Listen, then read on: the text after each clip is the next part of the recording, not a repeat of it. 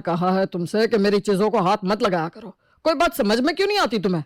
हाँ तो खुद कर लिया करो ना अपना काम, ठीक है? मेरा बस चलता तो मैं तो तुम्हें कुछ कहता ही नहीं। हाँ तो क्यों की शादी फिर मुझसे? मैंने कहा था क्या? अरे गलती हो गई, क्या करूं, अब पछता रहा हूं। हाँ तो अभी भी वक्त है, छोड़ दो। मैंने कहा मना किया है? तुमसे तो बहस करना ही बेकार है सच में। हाँ हाँ, तो मुझे भी कोई शौक नहीं है तुमसे बात करने का।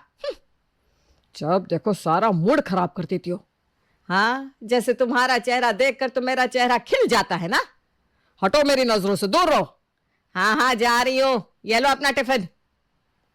नीरज जब से समझदार हुआ था, उसने अपने मम्मी पापा को शायद इसी तरह देखा होगा। वो बड़ा होता गया, लेकिन उसके मम्मी पापा की ये बातें कभी खत्म ही नहीं हुई। आपकी नौकरी लग गई है भैया, और मैं कॉलेज में हूँ।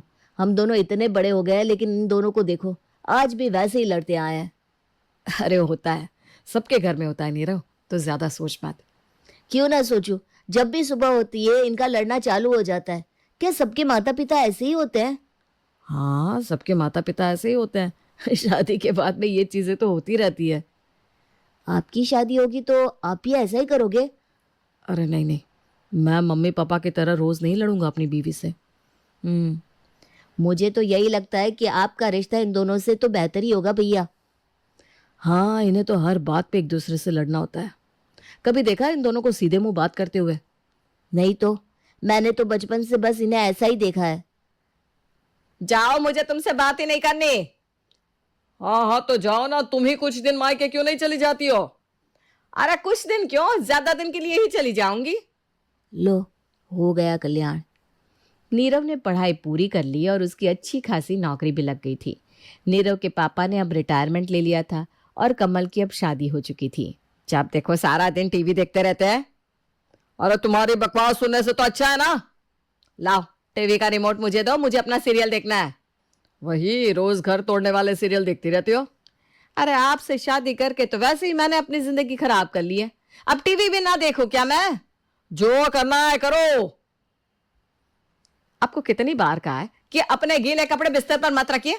मेरी बात सुनते क्यों नहीं आप? अरे तुम बोलती ही इतना हो कि कितना सुनूंगा मैं। क्या मतलब मैं ज्यादा बोलती हूँ? हाँ, आप मेरी कोई बात नहीं सुनते तभी तो मुझे इतना ज्यादा बोलना पड़ता है, समझे आप? जब से तुमसे शादी हुई है ना, समझ ही रहा हूं, और क्या कर रहा हूं। हाँ हाँ, जैसे मुझसे शादी करके तो आप बहुत पछता रहे हैं ना। पहली बार जिंदगी में कोई अच्छी और सच्ची बात किया तुमने। क्या कहा? अरे ये तो शुक्र मनाओ कि मेरे जैसी समझदार पत्नी मिल गई है आपको, वरना कोई और आती ना तो आपको पता चल जाता कि पत्नी होती क्या है। वो तो अभी मुझे पता चल ही गया है। मेरी तो जिंदगी बर्बाद हो गई आपसे शादी करके। हाँ तो मेरी कौन सी जन्नत हो गई है। तो ठीक है ना, चली जाती हूं मैं। कब जाना है? उस दिन की टिकट निकलवा देता हूं। मम्मी जी पापा जी दोनों शांत हो जाओ। जा बहू, मेरे लिए एक कप चाय लेकर आ। बहू मेरे लिए भी एक कप बना दियो चाय। तुम्हारी सास की बकबक सुनकर सर दुख रहा है मेरा। क्या कहा? अरे कुछ नहीं, कह रहा था कि चाय में अदरक डाल देना ताकि सुनने की शक्ति मिल सके। अरे नीरव, तुम आ गए, तुम चाय पियोगे? नहीं भाभी, आप सब पीजिए। आप सबको लड़ने की शक्ति मिल जाएगी। मैं ना किसी से लड़ता हूँ ना झिक झिक करता हूँ, बस अपने में खुश रहता हूँ। सही है भाई तू। अरे नीरव सुन तो, आज वो नागपुर वाली मौसी का फोन आया था, तेरे बारे में पूछ रही थी। कोई लड़की है उनकी नजर में? माँ, मुझे ऑफिस के लिए देर हो रही है, मैं चलता हूँ। अरे पूरी बात तो सुनकर जा। फिर भाग गए देवर जी। इससे जब भी शादी की बात करते हैं तो भाग जाता है या टाल देता है। सही है ना, खुद को बराबर होने से बचा रहा है। क्या? अरे तू चुप कर। नीरव 26 का हो गया है और जब भी उसकी शादी की बात करो तो हमेशा ही भागने के बारे में सोचता है। हो सकता है उसकी जिंदगी में कोई हो जिसे वो प्यार करता हो। हाँ माँ जी, लगता है देवर जी को कोई पसंद आ गई है, इसीलिए तो हर बार शादी की बात को टालते रहते हैं। अगर ऐसी बात है तो हम कहाँ मना कर रहे हैं, जिससे चाहे उससे शादी कर ले। हमारे घर में रोक टोक थोड़ी ना है किसी को। हाँ, लेकिन बता भी तो नहीं रहे ना देवर जी कि किससे प्यार करते हैं। शायद वो लड़की हमारी कास्ट की ना हो, इसलिए बताने में शर्मा रहा हो। अरे आजकल तो सब चलता है, ऐसा कुछ भी नहीं है। मुझे लगता है माँ जी हमें उनसे बैठकर बात करनी चाहिए। कि हमें मंजूर है जो भी लड़की हो उनकी जिंदगी में। हाँ, आज ही बात करते हैं उससे। सुन रहे हैं ना आप? अरे सालों से सुनी तो रहा हूं मैं। हाँ, तो कभी कभी कुछ कह भी दिया करो, समझदारी वाली बात। तुम हो ना, उसके लिए तो सारी समझदारी की बातें तुम ही कर लेती हो। आपसे बात करना ही बेकार है। हाँ तो मत करो ना, हम सब रात को नीरव से बैठकर बात कर लेंगे कि आखिर वो लड़की है कौन। नीरव का हर बार शादी से बचने का कारण जानने के लिए सबने तय किया कि वो सब रात को खाने के बाद नीरव से बात करेंगे। खाना खाने के बाद सब लोग साथ में बैठकर टीवी देख रहे थे और एक दूसरे को इशारा कर रहे थे कि कौन बात को शुरू करेगा। कितना अच्छा लग रहा है ना दूल्हा इसमें। हाँ, कितनी अच्छी शेरवानी पहनी है। ऐसी शेरवानी हमारे नीरव पर भी बहुत अच्छी लगेगी, है ना? हाँ देवर जी, माँ जी सही कह रही है। ऐसी शेरवानी ना आप भी बना लीजिए अब। अरे भाभी, परिवार में किसी की शादी है क्या जो ऐसी शेरवानी बनवा लो? और किसी की क्या होगी, अब तो तेरी ही बारी है शादी की। हाँ देवर जी, अब तो आप इस घर में हमारी देवरानी ले ही आइए बस। नीरव देख, हमें कोई दिक्कत नहीं है अगर तू किसी लड़की से प्यार करता है तो। हाँ, और किसी कास्ट की भी हुई तो भी हमें कोई दिक्कत नहीं है। आप लोग फिर से ये शादी वादी की बात लेकर बैठ गए। मैंने कितनी बार कहा है कि मुझे इस बारे में बात ही नहीं करनी। नीरव, अब तेरी उम्र हो गई है बेटा, शादी अब नहीं करेगा तो कब करेगा? मैं कभी नहीं करूंगा शादी, समझे आप लोग? देख, अगर कोई है जिससे तू प्यार करता है तो हम उसके घर वालों से बात कर लेंगे। प्यार? वो क्या होता है? इस घर में मैंने आप सबके बीच कभी प्यार देखा ही नहीं। जब से होश संभाला है तब से बस झगड़ते हुए ही देखा है। पहले मम्मी पापा को, फिर आप दोनों को। मुझे इस शादी के चक्कर में पड़ना ही नहीं है। ये क्या बकवास कर रहा है तू नीरव? क्या क्या बोल रहा है? मैं क्या क्या बोल रहा हूँ पापा? आप दोनों ही तो कहते रहते हैं ना कि गलती हो गई शादी करके, नहीं करनी चाहिए थी, जिंदगी बर्बाद हो गई हमारी। फिर आप दोनों मुझे क्यों कह रहे हैं शादी के लिए? देख भाई, तू गलत समझ रहा है। छोटे मोटे झगड़े तो शादी में होते ही रहते हैं। इसकी वजह से तू जिंदगी भर शादी नहीं करेगा, ये कहाँ की समझदारी है? मुझे शादी के रिश्ते में कभी प्यार ही नहीं आया। मैं इस रिश्ते को इस तरह झगड़ते हुए नहीं बिताना चाहता। मैंने भी अगर शादी कर ली तो मैं भी पूरा दिन आप दोनों की तरह बस लड़ता रहूंगा। नीरव, तू मत कर शादी, सही है। माँ, ये आप क्या कह रही हैं? वेदिका, तुम्हारा दिमाग तो ठीक है, उसे बढ़ावा क्यों दे रही हो? अगर उसे लगता है कि वो शादी करने के बाद खुश नहीं रहेगा तो हमें उसे फोर्स नहीं करना चाहिए। अरे लेकिन वेदिका। अगर आपको मुझ पर थोड़ा सा भी विश्वास है तो मेरी बात मानिए और इस शादी के लिए फोर्स मत कीजिए बस। ठीक है। थैंक यू माँ। माँ जी, नीरव के मन में शादी को लेकर गलतफहमी है। मैं जानती हूँ बहू, इसीलिए मुझे लगता है कि उसमें उसकी कोई गलती नहीं है, गलती हमारी है। नहीं माँ, उसने शादी के एक साइड को देखा है, दूसरे को उसने कभी देखा ही नहीं। तो शादी के दूसरे साइड को भी उसे दिखाना जरूरी है ना बेटा। तुम्हारी माँ सही कह रही है। हमारी गलती है कि हमने बस उसे शादी का एक ही रूप दिखाया, दूसरा ना तो उसने देखा और ना ही हमने उसे दिखाया। उसे समझना होगा कि शादी में अगर तकरार है तो प्यार भी वही है।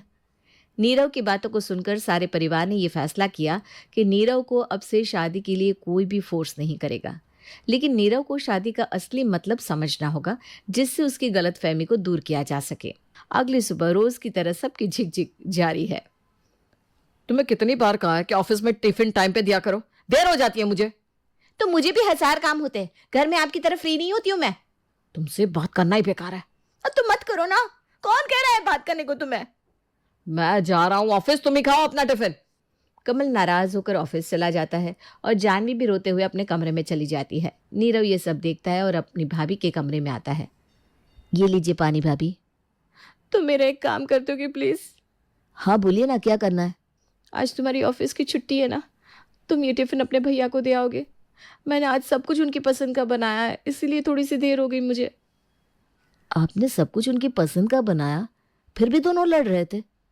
अरे वो मुझसे इसलिए लड़ रहे थे क्योंकि मैं सुबह से किचन में खड़ी थी, इसलिए उन्हें डर था कि कहीं मैं ज्यादा थक ना जाऊं। ओह अच्छा। कभी कभी प्यार को दिखाने का तरीका गुस्सा जरूर होता है, लेकिन उसके पीछे भी ना प्यार ही छुपा होता है। अब आप ना मुझे इस शादी के फायदे मत बताइए भाभी, प्लीज। ठीक है, चलो जाओ, तुम ये टिफिन उन्हें देकर आओ। जी भाभी। नीरव टिफिन लेकर अपने भैया के पास आता है और उन्हें देता है। ज्यादा रो रही थी क्या? आपको कैसे पता कि भाभी रो रही थी? अरे इतने सालों से जानता हूँ, पता है कब रोएगी कब हंसेगी। सुन, उसने ना खाना नहीं खाया होगा, उसके लिए मैंने ये चॉकलेट लिया था, उसे दे देना।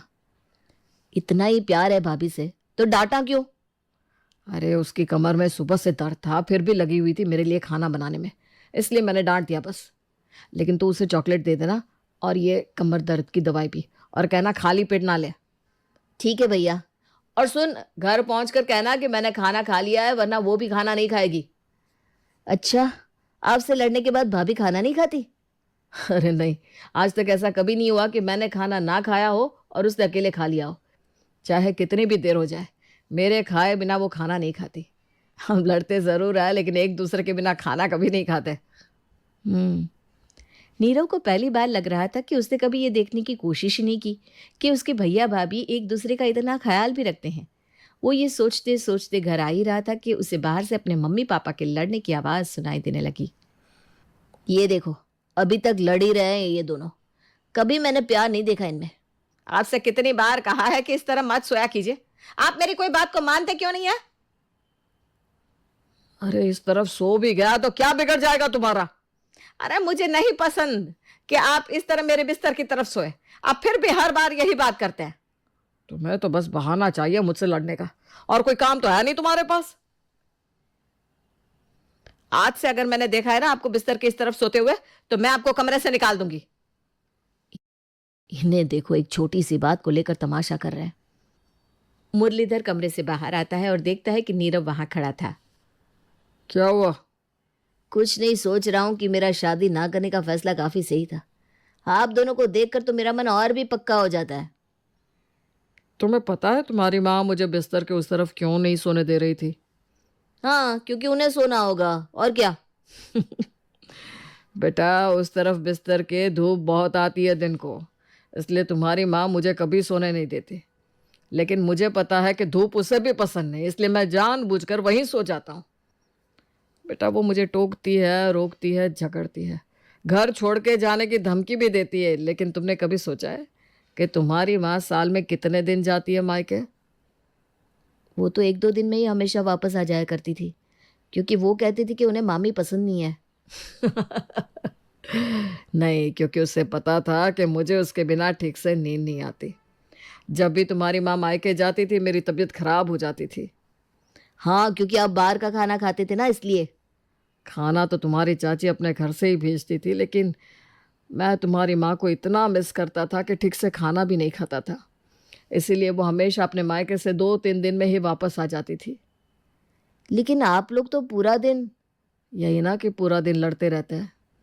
नीरव, शादी का मतलब बस एक दूसरे को प्यार से बात करना नहीं होता, लेकिन एक दूसरे की परवाह करते करते एक दूसरे को डांटना, गुस्सा करना और कभी कभी नाराज होना भी होता है।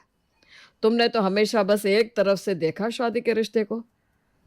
हाँ, इसीलिए मुझे लगता था कि आप सबकी शादी अधूरी है। हाँ, तो तू भी ये आधी अधूरी शादी ही कर ले। क्या पता शादी के बाद तुझे भी पता चल जाए कि पूरी शादी क्या होती है। आधी शादी कर लो। फैसला अब तेरा है। तेरे लिए सोनिया का रिश्ता आया है, अब ये तेरे ऊपर है कि तू क्या करना चाहता है। 1 साल के बाद। अरे तुम्हें कितनी बार कहा है कि मेरी चीजों को हाथ मत लगाया करो। हाँ तो ठीक है, आज के बाद मैं आपका कोई काम नहीं करूंगी। तुमसे तो बात करना ही बेकार है। तो किसने कहा कीजिए? मैं आज आ रहा हूँ ऑफिस। हाँ हाँ ठीक है। आज फिर से लड़ रही है? अरे माँ जी, अभी देखिएगा कैसे पीछे पीछे आती है सोनिया। सुनो, ये आपका टिफिन, ये आपका रुमाल, ये आपकी चाबी और ये आपका पर्स। सुनो, आज तुम्हारे लिए एक ड्रेस ऑर्डर किया है जो तुम्हें पसंद आई थी। पहन कर देख लेना, ठीक है? ठीक है। हो गई ना अब पूरी? क्या पापा, आप भी। प्रभा देवी अपने बेटी के साथ